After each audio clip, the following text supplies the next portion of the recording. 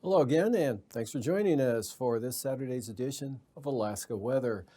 Up first, satellite imagery. We've got a band of moisture here, kind of a weak system just west of the Pribilofs, and a lot of moisture flowing northward, and then taking a turn to the east here, kind of remnants of a frontal boundary breaking up across the central interior of the state. A little chillier to the north there, and clouds and some areas of snow all the way up to the Arctic coast. Otherwise, a dry day here for the most part across southern Alaska. A few clouds, maybe some showers there on the North Gulf Coast. Dry for the Panhandle. A lot of sunshine across the southeast coast today with dry northeast winds blowing, especially up over in the northern areas there, gusting up to 30 to 40 miles an hour in the channeled areas of the Lynn Canal, northern inside water areas. This system here brought a couple inches of snow from Eagle over toward Fairbanks down into Nenana during the day today, and really starting to break up right through here. And enough moisture that also brought a couple inches of snow to Nikolai and McGrath. And Nome picked up anywhere from 1 to 2 inches as well as the south coast of the Seward Peninsula there. Lighter amounts up toward Kotzebue, but areas of light snow across the North Slope and mainly the Arctic coast, but amounts there even pretty light as well. Next, strong front pushing storm force winds into the western Aleutians today, seeing wind gusts of 65 miles an hour out of the east-southeast with snow changed over to rain. Temperatures into the mid-30s there, upper 30s. And now some clouds moving into Adak after a mostly clear start to the day there, as well as Atka. And not too bad for the eastern Aleutians there. The bulk of the moisture now lifting north and just a weak trailing edge following in behind. On the chart today, have that area of clouds dashed in as a trough here with some areas of light rain, Alaska Peninsula, Fox Islands there. Not so much over to the Pribilofs. Had some dense fog at St. Paul earlier today, down to a quarter-mile visibility in fog, and some light precipitation along this boundary right up into the interior. Again, some areas picking up a couple inches of snow along that remnants of that front, and also some areas of snow to the north and up along the north slope to the Arctic coastal areas there. And out to the west here, you can see the tight pressure field associated with that 958 millibar low there just coming onto the chart. And tonight, that mostly takes a turn up to the north, about 955 millibars of front pulling eastward here with a westerly flow aloft. So that's going to start weakening the front. You're going to lose the storm force winds and maybe even lose the gale force winds here for the central Aleutians late tonight as that continues to weaken. Weak trough right through here will spread a little bit of moisture and increase in the winds for the Alaska Peninsula. Gradient could support gusts 35 miles an hour there, especially at Cold Bay with areas of light rain mixing with snow here, just grazing the Yukon Delta coast, Kuskokwim Delta coast there. Nunivak Island, better chance of some snow. And the remnants of this front still kicking off some snow showers there in the central interior back out toward eastern Norton Sound and the northern Yukon Delta. Otherwise, high pressure over the Brooks Range, dry conditions, light winds there, and still a risk of some flurries and fog for the Arctic coast with a very weak system. Southeast flow could drag some rain and snow showers up to the North Gulf Coast here. Maybe Cordova, possibly Seward and Kachemak, Kamishak Bays. But whatever does fall will be quite light, and it stays fair with light winds or gusty winds through the channeled areas there, but basically down south winds will be light and just variably cloudy to mostly clear skies across the southeast coast. That holds into tomorrow as well. Lighter winds across the entire area there, even up over the northern portions. You can see a lot fewer lines on the chart there, but still a fair amount of sunshine into the southeast interior of the state. Still have this area of light snow showers from the Yukon Flats back along the mid-Yukon River Valley areas into the north and also up over the eastern Arctic coast. Front continues to weaken as it pushes east, slowing down its eastward progression here and really weakening in the southern portion, especially the wind field there. But enough moisture coming up from the south ahead of that to produce areas of light rain into the southwest interior, and some snow and blowing snow possibly for St. Lawrence Island. And then on Monday, that front moves into the western interior, weakens. Pretty good chance of some snow, several inches here from the Kuskokwim Valley back up to the northwest coast. And still some light snow along the boundary there in the north central interior. Clear and colder along the Arctic coast and north slope. Next front pushing eastward across the Bering Sea. Risk of some rain and snow from the North Gulf Coast. Looks like conditions dropping. Definitely better chance of rain with this system here, circulating moisture into the panhandle. Lows tonight down that way, upper 20s to lower 30s. Near zero on the Copper River Basin. Teens for the Kuskokwim Valley, 20s for south central Alaska. Lower to mid 30s, Bristol Bay, Kodiak Island. Highs upper 30s, lower 40s, Kodiak and Bristol Bay. In the 30s elsewhere around the south central area, about 20 there in the Copper River Basin, Panhandle, lower 30s north, to lower 40s in other locations. Lows tonight, 20s to lower or mid 30s for Monday morning lows, and 10 to 15 Kuskokwim Valley, Copper River Basin, 25 to 30 for south central Alaska, staying above freezing Kodiak Island and King Salmon. And then the highs, about 40 for Kodiak with 30s south central Alaska and 40s in the Panhandle. Lows tonight, 15 below in the east to 25 above towards St. Lawrence Island, followed by highs above freezing at Nome and mid-20s in the Fairbanks area, single numbers in the northeast Arctic coast, followed by lows a little below zero here in the north, especially the north slope out to the Arctic coast. So not too bad and pretty mild there for the Seward Peninsula. Moving out to the southwest coast, lows tonight, lower 30s, Aleutians, Pribilofs, highs tomorrow, 30s to near 40, lower 40s in the Alaska Peninsula, followed by... And now, aviation weather around Alaska. First line weather graphic for Sunday morning. A lot of IFR here, central eastern Bering Sea right up to the southwest coast, to the Bering Strait, and then up and just off or along the western Arctic coast. Marginal VFR up here northwest interior, as well as all areas north of the Brooks Range here out to the Arctic coast.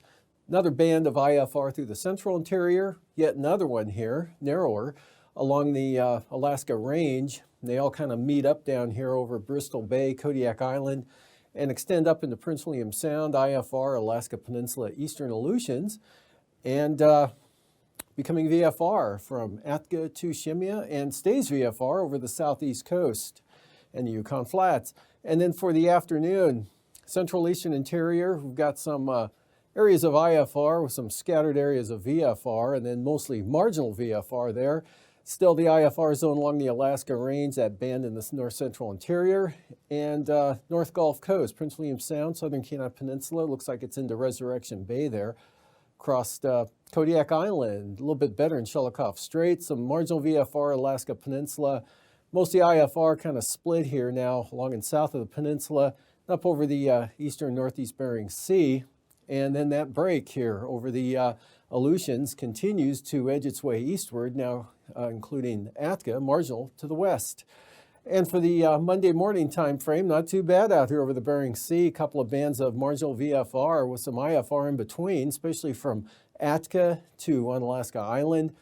Eastern Bering Sea, northern Bering, solid IFR right into the southwest coast and even inland here, especially up here to the north westerly flow, carrying that area all the way to the eastern border. And then marginal VFR Brooks Range to the Arctic coast. Just a narrow band of VFR in the Tanana Valley. They're actually a little north of the Tanana Valley. Still IFR for the Alaska Range, North Gulf Coast, Kodiak Island. Now IFR into the northern southeast coast, but still some lingering VFR down to the south.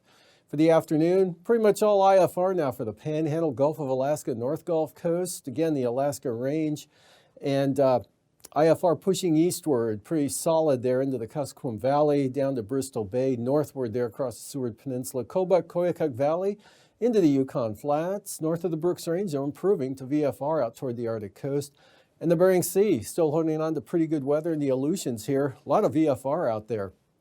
And for passes, Anaktuvik, marginal VFR. Same forecast for Adigan. For the Western Alaska Range, Lake Clark and Merrill, occasional IFR tomorrow and Sunday. Rainy, same forecast. And windy, occasional IFR as well. bring it up to marginal VFR, heading east to Isabel, farther east, make it VFR from Antasta, then back to the west for Tanita. We'll see marginal VFR. Portage, though, especially on that eastern entrance, IFR, Chilcoot and White, starting out marginal, or starting out VFR, trending toward marginal VFR, especially during the afternoon toward evening. And for the freezing levels, warm air aloft, southerly flow here, upper level ridging, 2,000 feet all the way up there to Nolado Hills and just south of Norton Bay. And then 6,000 feet over the southwest interior, 8,000 feet to the east side of Kodiak Island, right on up to Montague Island there. Staying cool over the Panhandle, 2,000 feet just off the coast, and cooler back out over the Bering Sea. And for icing, we've got some lingering, isolated, moderate, mostly light here. Nothing that significant. More significant icing here over the eastern Bering Sea down to the Alaska Peninsula, eastward to Kodiak Island, into southern Cook Inlet and the Kenai Peninsula, and another batch out here to the west. And for the jet stream, we've got westerly flow along and south of the Aleutians, not all that strong for 33,000 feet, turning to the north here at about 75 knots across the Pribilofs. High pressure ridging right through here, and lighter winds over the interior, eastern interior and Panhandle, with the main jet now off into Canada. And at 9,000 feet, southwest flow pretty dominant here into the interior, and then kind of turning westerly and diminishing over the north central interior areas, about 35 to 45 knots. Much stronger winds out to the west with that strong low center there, 85 knots, and 3,000 feet, 55 knots out here over the western Aleutians. South to north flow, 40 to 50 knots over the western interior. Light here under high pressure, eastern and northern interior in the Panhandle. Turbulence, none in the east. Isolate or moderate turbulence there, Bristol Bay in the western central Aleutians.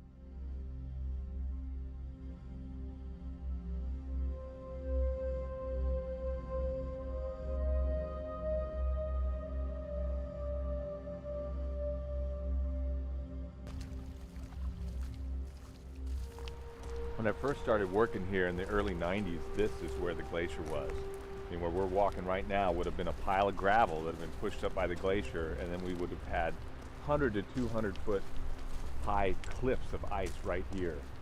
And as you can see, that's changed quite a bit.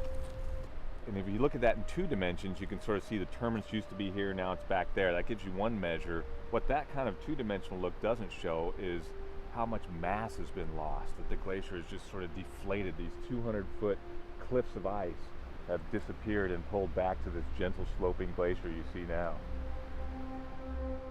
When I was working in Kenai Fjords National Park, I used the topographic maps to navigate where I was, and I realized that the mapping of the glaciers was really off.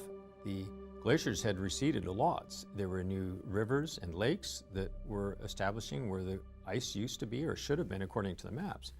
And so then I did a study on this and found out that we had a 5% loss of glacier ice mass in the Kenai Fjords area between 1950 and 1985. Big change. You know, one of the most compelling things we do, though, to document glacier change is simply take photographs. We've had repeat photography projects here at the park. They may not give you the most accurate data in terms of how much mass or real specific measurements, but what they do give you is a visual representation that can't be argued with. I mean, it really requires no interpretation.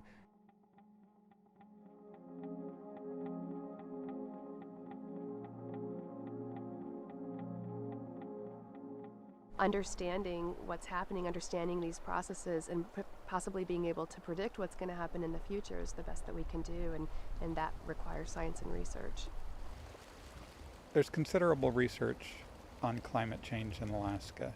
The most significant, I would say right now, is the Natural Resources Inventory and Monitoring Program, which is looking at change across a wide variety of vital signs or indicators. Kenai Fjords National Park is actually a pretty good representation of what's going on globally with regards to glacier ice retreat. There have been studies showing that mountain glaciers are retreating all over the planet. There are probably well over 90% of the glaciers are in retreat status. There are a few that are advancing, and some are holding their terminus point. But at Kenai Fjords, the tidewater glaciers are retreating more dramatically, but even the land-based glaciers in the terminus positions are retreating. It's pretty common for all the mountain glaciers. The big mountain glaciers in Wrangell St. Elias National Park, they're mostly in retreat too. We're really entering an interesting phase where what we call the cryosphere, the ice on the planet, is melting. You know, in the more immediate past, it's clear that since the Pleistocene, glaciers have been retreating. So the idea that glaciers retreat is nothing, is no revelation. They've been retreating from across North America for the last 10,000 years. What appears to have changed and what has people's attention is the rate at which they're retreating. In the case of Exit Glacier, you know, we have scientists who've been looking at it. We have evidence that the glaciers left behind, where we can track that retreat for about the last 200 years. And we can say with confidence that in the last decade, that rate has increased. Terminus mapping is a great way to map a small portion of the ice field.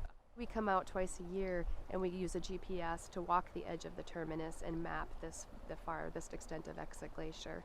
And that allows us to see what type of changes are occurring over the winter accumulation period and the summer ablation period.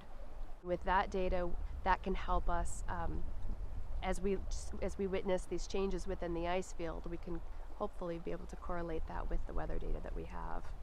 You know, when you look at an ice field that's 750 square miles, when you look at a glacier that towers hundreds of feet high, you get a sense of permanence. You think these things are massive, they're somehow a permanent sort of feature, and yet in a very short period of time, in a matter of a couple of decades, we've seen dramatic change in those things. At Exit Glacier, we have a time-lapse camera set up on the glacier that allows us to take a couple photos every single day, and then to put that sequence of photos into a video where we can see changes of the glacier and the vegetation phenology throughout an entire year. Virtually all the glaciers in Alaska are receding. Some glaciers are moving forward. That's not an indication that they're actually growing in size. It's just the rate at which they're slipping down the mountain. In some cases, some of these glaciers are receding back up onto land, and so they're producing less ice. When you change the glacier systems, you're changing habitat for marine mammals and other wildlife. And the populations of harbor seals have dropped dramatically in the fjords. In 1980, shortly after the establishment of the park, in Islick Bay, we had maybe 1,500 harbor seals. Nowadays, you know, it's a few hundred. In Arctic environments, much of the sunlight that reaches the Earth bounces back because it hits snow and reflects off into space, or ice on the ocean and reflects off into space. That's the albedo effect. When the snow thaws and instead you have rock or vegetation, or when the ice thaws and you have transparent ocean, the sunlight will convert to other wavelengths. It'll convert essentially to warmth. That does not bounce back into the atmosphere as much. So consequently, you get a warming of the ocean, you get a warming of the ground, you get a thawing of frozen soils or permafrost, you get a more rapid thawing of sea ice. So once the ice and once the snow is off of the surface, the rate of warming increases considerably. If you're driving out to Exit Glacier, you'll actually start to see signs along the side of the road that have dates on them. Visitors sometimes are confused. They think they're elevations or something until they get up to the glacier and realize, oh, those were all date signs along the road that were telling me when the glacier was there. Another thing that's been happening in the Exit Glacier area in recent years is this flooding that comes at a time we're not used to. We're used to having maybe some flooding in the fall when we have a lot of heavy rain. This has suddenly been some flooding that's coming in the middle of the summer, usually not associated with precipitation events. It's associated with warmer weather and melting. When you walk down one of our trails that leads to Exit Glacier, there are a number of ways to get out there, but what used to be the main route is no longer really the main route because of the way the glacier has changed. So this main route to the glacier used to provide dramatic views of the glacier as you walk towards it. In fact, there was a large kiosk built at the end of this trail for people to stop and rest and enjoy the view of the glacier. Now if they stop and rest at this kiosk, people think, why did the park put a kiosk here? Because it looks out at some shrubs. Hey, there's no glacier within view anymore. The way we solve big problems like this is not all at once. There's a thing called the Sokolov's wedges, and you just take a little bite of the pie, one sliver at a time. So we try to do incremental changes. When we talk to people about our concerns about climate change, about the changes that are happening to the glacier, we also want to leave them with some idea of what we're doing to mitigate some of the effects of climate change. For example, here at the park, as we retire vehicles out of our fleet, we try to replace them with electric vehicles or hybrid vehicles. We've done things like at the Glacier Nature Center, helping to sort of experiment and install a cutting-edge fuel cell, as opposed to running some traditional power source out there that relies on some sort of more greenhouse producing gas. My main hope for the future is that people get the message that the planet is changing fairly rapidly in places, particularly places like Kenai Fjords National Park, and that it is, we think, there's good evidence it's a result of atmospheric changes, which are measured in terms of human inputs into the atmosphere. The rapid rate at which these glaciers are changing now offers us the opportunity to talk about this place as a way of looking into the future. In a lot of parts of the country, climate change issues are a little more subtle, and we can point here and say, look how fast this is changing. This is what the future holds for perhaps a lot of us and a lot of the planet as climate continues to change. I'm optimistic that people and nature will adapt to change, but my expectation is that change will occur. Time will tell.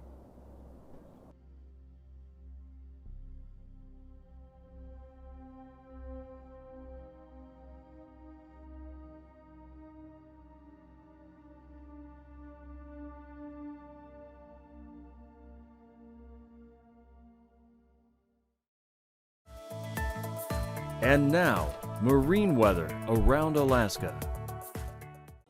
Moving on into the marine forecast here, central south coast, northwest winds 15 knots for the day Sunday, seas at 7 feet. Light to variable winds at 10 knots for the north coast. Lynn Canal, Glacier Bay, Stevens Passage, Clarence Strait, all looking at light north winds at 10 knots with 2-foot seas. And then for the day Monday, south winds 20 knots on the south coast and east-southeast winds 20 knots on the north coast. Seas the entire stretch of the coastline 7 feet. And over the inside waters, southeast winds 15 knots for Clarence Strait, Stevens Passage, Lynn Canal, Glacier Bay, and other areas with 3-foot seas.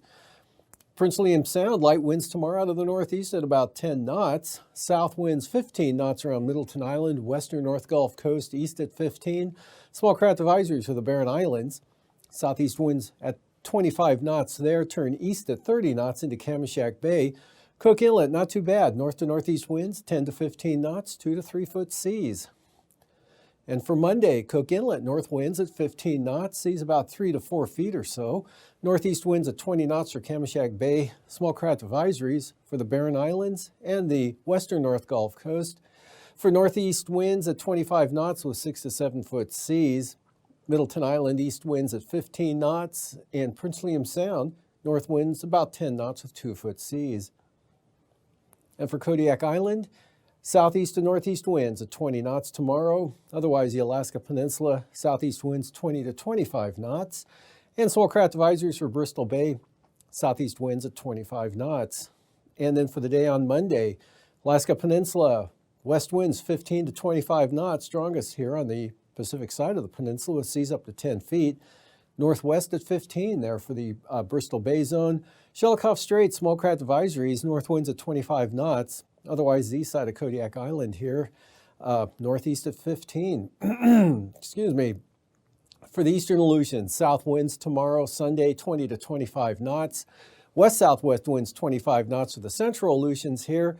And then 35 knots for Amchitka Island to Kiska.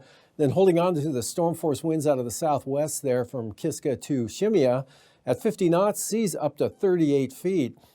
And then for Monday, gale warnings for the western Aleutians, southwest 40 knots and southwest 30 knots for the central Aleutians.